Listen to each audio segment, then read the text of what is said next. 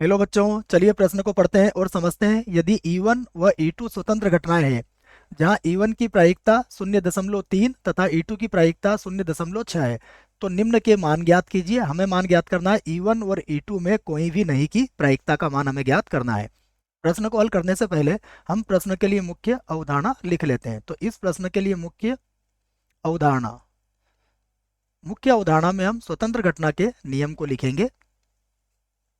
देखिए क्या नियम है, मैं इस बात को लिख देता हूं कि यदि यदि ई तथा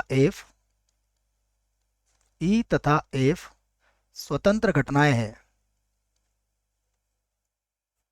स्वतंत्र घटनाएं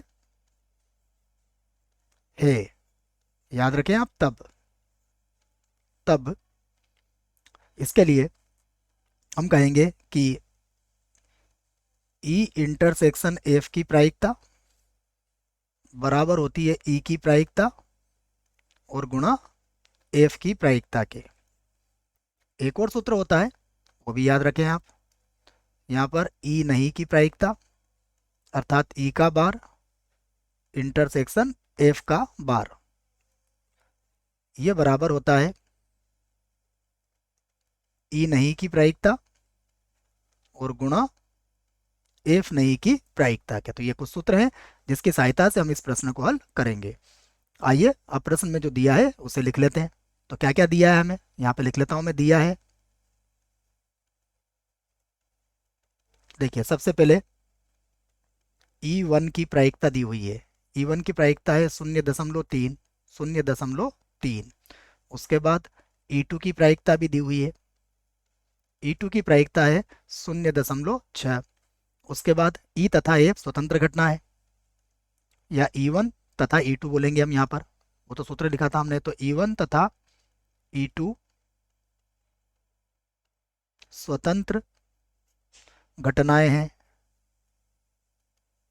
घटनाएं है। तब तब E1,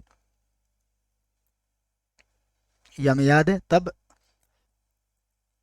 E1 इंटरसेक्शन E2 लिख देते हैं और दोनों का क्या लगा देता हूं मैं, बार।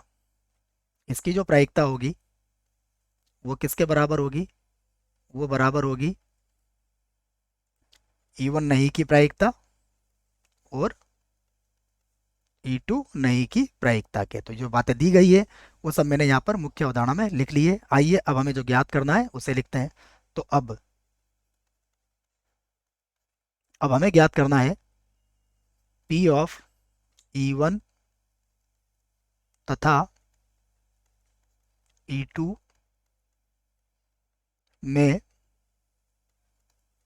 कोई भी नहीं, में कोई भी नहीं।